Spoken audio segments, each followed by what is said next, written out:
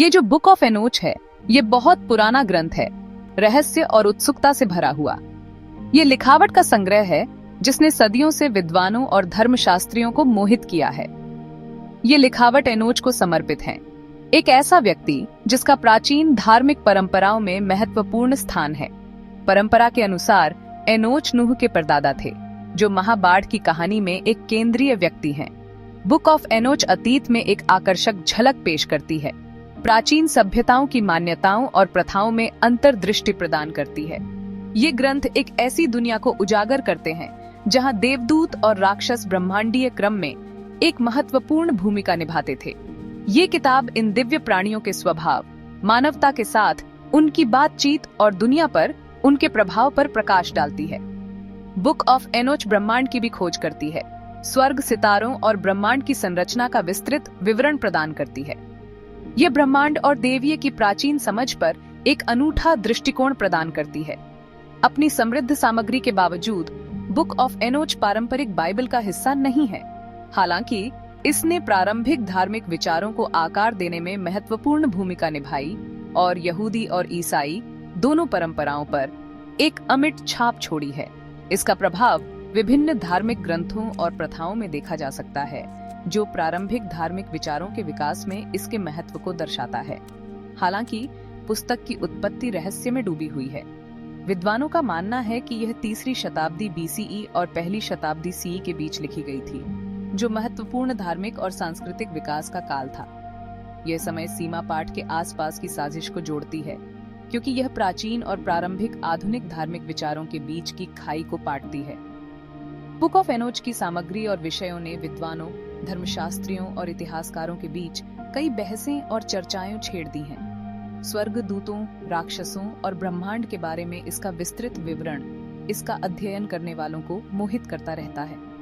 इस ग्रंथ का प्रभाव धार्मिक परंपराओं से परे पूरे इतिहास में साहित्य, कला और संस्कृति को प्रभावित करता है। इसका गूढ़ स्वभाव और गहन विषय इसे निरंतर आकर्षण का विषय बनाते हैं। जैसे जैसे विद्वान बुक ऑफ एनोच का अध्ययन जारी रखते हैं, नई अंतर्दृष्टि और व्याख्याएं सामने आती हैं, जो इसके जटिल और बहुआयामी स्वरूप पर प्रकाश डालती है। यह पुस्तक मानवीय विश्वास के समृद्ध ताने बाने और ईश्वर को समझने की स्थायी खोज का प्रमाण है। बुक ऑफ एनोच अपने प्राचीन मूल और गहन विषयों के साथ रहस्य और आश्चर्य का स्रोत बनी हुई है, जो हमें मानव आध्यात्मिकता और ब्रह्मांड की गहराई का पता लगाने के लिए आमंत्रित करती है। बुक ऑफ एनोच के सबसे मनोरंजक हिस्सों में से एक है द वॉचर्स की कहानी। ये वो देवदूत थे जो धरती पर उतरे थे। वे मानव महिलाओं की सुंदरता से आकर्षित हुए थे। उनके आने का मानवता पर गहरा प्रभाव पड़ा। वॉचर्स ने इंसानों के साथ संबंध बनाए। इस मिलन के परिणाम स्वरूप नेफिलिम का जन्म हुआ। नेफिलिम विशालकाय थे। उनके पास अविश्वसनीय ताकत और ज्ञान था। धरती पर उनकी उपस्थिति से व्यापक भ्रष्टाचार और हिंसा हुई। अंततः भगवान ने हस्तक्षेप किया। उन्होंने पृथ्वी को शुद्ध करने के लिए एक महान बाढ़ भेजी। ब्रह्मांड के अपने विशद वर्णन के लिए बुक ऑफ एनोच उल्लेखनीय है। एनोच एक खगोलीय यात्रा पर निकलता है। उसे स्वर्गदूतों द्वारा निर्देशित किया जाता है। वह तारों और ग्रहों की गति को देखता है। वह समय और स्थान की पेचीदगियों के बारे में सीखता है। एनोच के दर्शन ब्रह्मांड की प्राचीन समझ की झलक प्रदान करते हैं। वे विज्ञान और पौराणिक कथाओं के मिश्रण को दर्शाते हैं। ये खगोलीय अवलोकन अपने समय के लिए उल्लेखनीय हैं। वे प्राकृतिक दुनिया में गहरी रुचि प्रदर्शित करते हैं।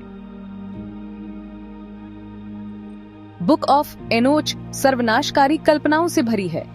एनोच न्याय और मुक्ति के दर्शन देखता है। वह दुष्टों को उनके पापों की सजा पाते हुए देखता है। वह धर्मी लोगों को बाद के जीवन में पुरस्कृत होते हुए भी देखता है। ये सर्वनाशकारी विषय शुरुआती ईसाइयों के साथ प्रतिध्वनित हुए। हो सकता है कि बुक ऑफ एनोच ने बुक ऑफ रेवलेशन को प्रभावित किया हो।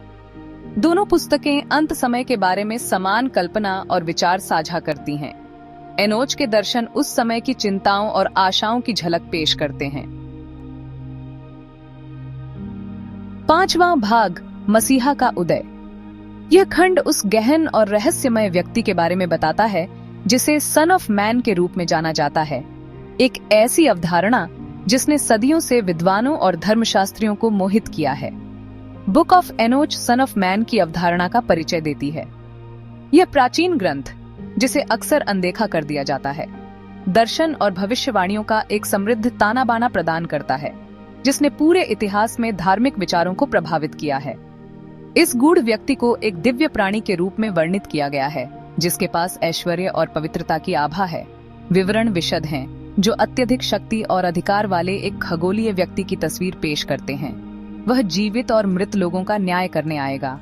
एक न्यायाधीश के रूप में यह भूमिका उसकी पहचान के केंद्र में है, जो पाठ में प्रचलित न्याय और धार्मिकता के विषयों पर जोर देती है। इस अवधारणा का ईसाई धर्मशास्त्र पर गहरा प्रभाव पड़ा। एक दिव्य न्यायाधीश का विचार, जो समय के अंत में आएगा, शुरुआती ईसाई समुदायों के साथ गहराई से प्रतिध्वनित हुआ। प्रारंभिक ईसाइयों ने यीशु को सन ऑफ मैन के रूप में पहचाना। उन्होंने उसमें बुक ऑफ एनोच में वर्णित भविष्यवाणियों और दर्शनों की पूर्ति देखी। उन्होंने एनोच के दर्शन और यीशु की शिक्षाओं के बीच समानताएं देखी। इन संबंधों ने यीशु के मिशन और पहचान की प्रारंभिक ईसाई समझ को आकार देने में मदद की। सन ऑफ मैन ईसाई धर्मशास्त्र में एक केंद्रीय व्यक्ति बन गया।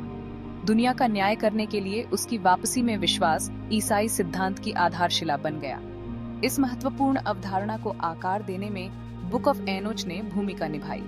इसका प्रभाव प्रारंभिक ईसाई धर्मशास्त्रियों के लेखन और ईसाई धर्मशास्त्रीय विचार के विकास में देखा जा सकता है। बुक ऑफ एनोच में सन ऑफ मैन की खोज उस समय के धार्मिक और सांस्कृतिक परिवेश की एक आकर्षक झलक पेश करती है। ये प्राचीन ग्रंथों की परस्पर जुड़ाव और आधुनिक मान्यताओं पर उनके स्थायी प्रभाव पर प्रकाश डालता है। छठा भाग बुक ऑफ एनोच और प्रारंभिक ईसाई विचार, प्राचीन ज्ञान की प्रतिध्वनि। बुक ऑफ एनोच शुरुआती ईसाइयों के लिए प्रसिद्ध थी। इसे नए नियम में उद्धृत किया गया है। कुछ विद्वानों का मानना है कि इसने नए नियम के अन्य लेखों को प्रभावित किया। स्वर्गदूतों, राक्षसों और पुनर्जन्म के पुस्तक के विषय शुरुआती ईसाई मान्यताओं के साथ प्रतिध्वनित हुए। बुक ऑफ एनोच ने कल्पना और विचारों का एक समृद्ध स्रोत प्रदान किया। इसने प्रारंभिक ईसाई ब्रह्मांड विज्ञान और धर्मशास्त्र को आकार देने में मदद की। हालांकि इसे प्रामाणिक नहीं माना जाता है, लेकिन ईसाई विचार पर इसका प्रभाव निर्विवाद है। सातवां भाग बुक ऑफ एनोच को बाइबल से क्यों निकाला गया? अपने प्रभाव के बावजूद अंततः बुक ऑफ एनोच को बाइबल के सिद्धांत से बाहर रखा गया। इसके कई कारण हैं। इसकी कुछ शिक्षाओं को विवादास्पद माना गया।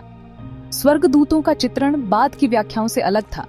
गूढ़ ज्ञान पर पुस्तक के फोकस ने भी चिंताएं पैदा की। इसे सामान्य विश्वासियों के लिए संभावित रूप से खतरनाक के रूप में देखा गया था। समय के साथ बुक ऑफ एनोच प्रसिद्धि से दूर हो गई। यह मुख्य रूप से इथियोपियाई रूढ़िवादी परंपरा में बची रही।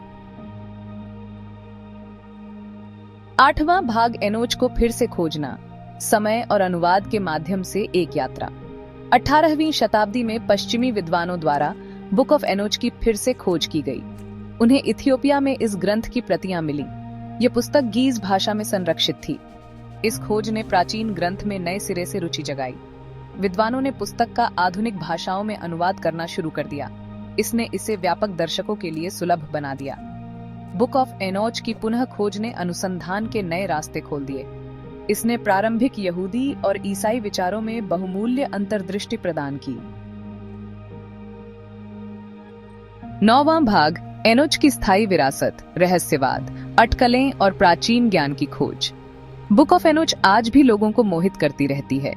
नूह के परदादा के लिए जिम्मेदार यह प्राचीन ग्रंथ सदियों से विद्वानों, धर्मशास्त्रियों और आम लोगों को समान रूप से आकर्षित करता रहा है। इसकी उत्पत्ति रहस्य में डूबी हुई है और इसकी सामग्री गूढ़ दर्शन और भविष्यवाणियों से भरी है, जिसने अंतहीन बहस और चर्चाओं को जन्म दिया है। इसके रहस्यमय विषय और विशद कल्पना को पकड़ लेते हैं। बुक ऑफ एनोच स्वर्गदूतों, राक्षसों और परमात्मा के दायरे में जाती है, जो आध्यात्मिक दुनिया पर एक अनूठा दृष्टिकोण पेश करती है। यह अलौकिक प्राणियों और ब्रह्मांडीय लड़ाइयों से भरे ब्रह्मांड की एक तस्वीर पेश करती है।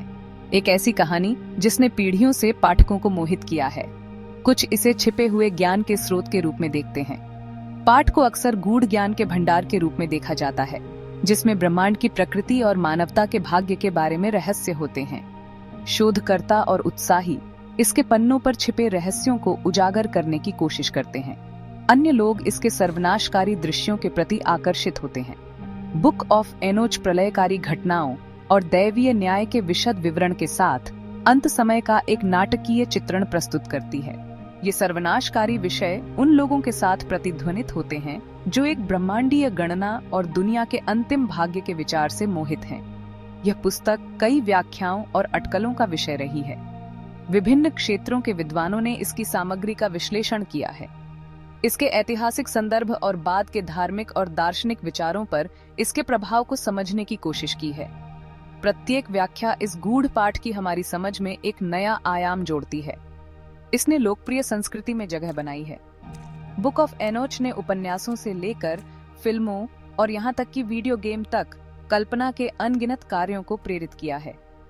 इसके विषयों और पात्रों को आधुनिक कहानी कहने के ताने बाने में बुना गया है, जो सामूहिक कल्पना पर इसके स्थायी प्रभाव को प्रदर्शित करता है।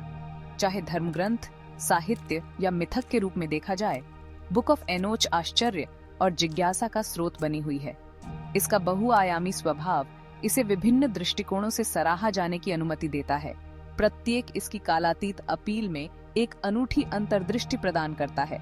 ये प्राचीन कहानियों की स्थायी शक्ति का प्रमाण है। बुक ऑफ एनोच अतीत और वर्तमान के बीच एक सेतु के रूप में खड़ी है, जो हमें मानव विचार के समृद्ध ताने बाने और ज्ञान और समझ की अंतहीन खोज की याद दिलाती है।